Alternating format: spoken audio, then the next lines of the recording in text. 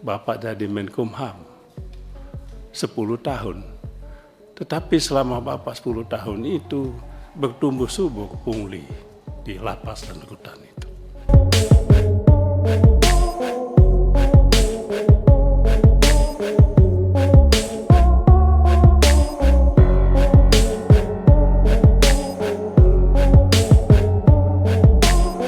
Wih, 10 tahun Pak ya.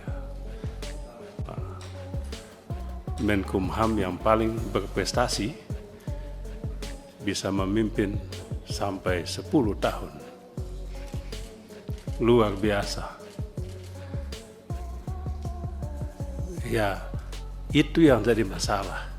10 tahun tapi pertanyaan berikutnya adalah apa yang nampak prestasi setelah 10 tahun itu. Saya beberapa kali mengunjungi lapas dan rutan. Cerita tentang rutan, cerita dulu kita Pak ya. Pak Menkumham ini pernah juga di sini 10 tahun juga. Beliau selalu duduk di depan ini. Itu cerita dulu kita itu sama, yaitu cerita tentang pungli di lapas dan di rutan. Pungli. Saya sempat bisik dulu kepada Pak Yasona Lauli ketika duduk bersama dengan beliau di sini. Pada waktu itu Menkumhamnya adalah Pak Andi Matalata. Saya bisik kepada beliau, kepada Pak Menkumham ini, Pak Yasona, kalau Bapak nanti jadi Menkumham, tertibkanlah lapas dan rutan ini. Jangan ada pungli. Tuhan Maha Baik, doa saya terkabulkan. Bapak jadi Menkumham 10 tahun. Tetapi selama Bapak 10 tahun itu bertumbuh subur pungli di lapas dan rutan itu. Saya tidak tahu apa masalahnya. Transaksi narkotika juga terjadi di lapas dan mungkin di rutan. Saya pernah menyampaikan di sini, menanyakan bagaimana bisa ini terjadi. Transaksi. Jadi memang praktek suap menyuap di rutan dan lapas itu sudah menjadi budaya yang saya tidak tahu apakah kedepannya bisa kita hentikan atau tidak. Ini pungli di rutan. Termasuk di kampung saya Pak Ketua, di Kupang, rutan kelas 2B, lapas itu praktek pungli ini. Nah, yang agak aneh, sudah dilaporkan ke Kanwil Hukum dan HAM-nya, tapi juga sepertinya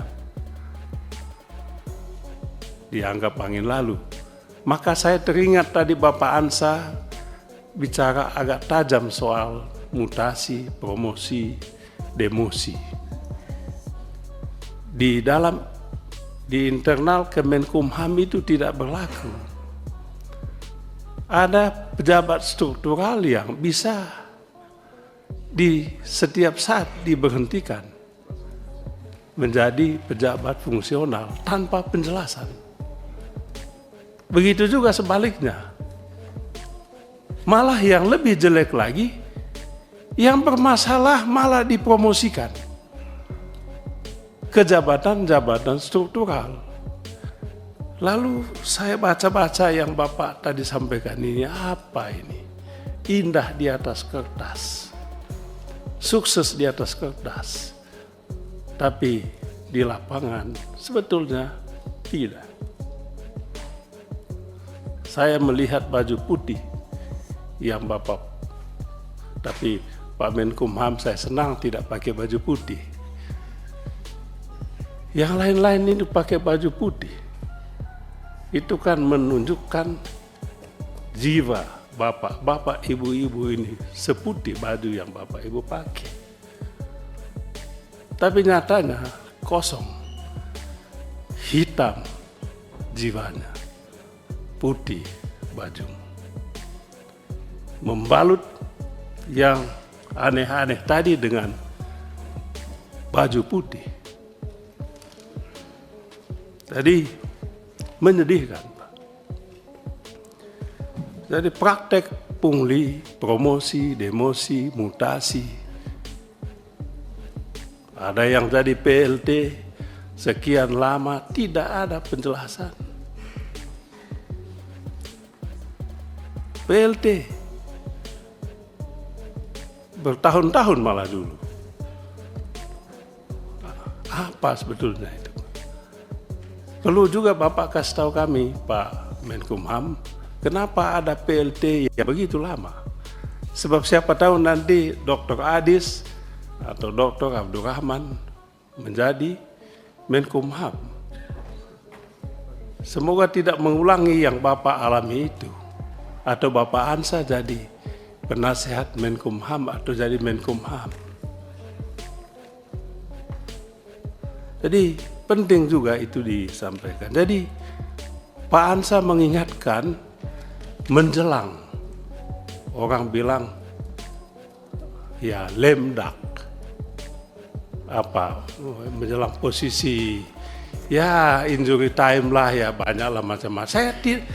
Saya yakin Pak Menkumham tidak tahu apa yang tadi disampaikan oleh Bapak Ansa.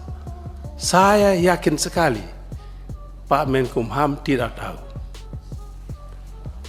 Atau mungkin tahu tapi udah sibuk-sibuk yang lain ya, pura-pura tidak tahu. Bisa jadi. Atau mungkin Pak Menkumham mengatakan, ya saya kan sudah mau berakhir, tinggal 2 bulan lagi ya. Apa yang kalian lakukan, saya tutup mata. Bisa juga. Kita tidak tahu. Tapi saya ingin tahu apakah yang disampaikan oleh Pak Ansa tadi betul atau tidak. Kalau itu betul, ini sebuah tamparan untuk Menkumham di saat Bapak mau turun dengan indah sebetulnya. Tapi dengan peristiwa ini bukan hanya memilukan, tetapi memalukan. Sayang Pak Menkumham. Pak Menkumham sudah punya prestasi 10 tahun. Hanya karena soal kecil ini rusak reputasi Bapak.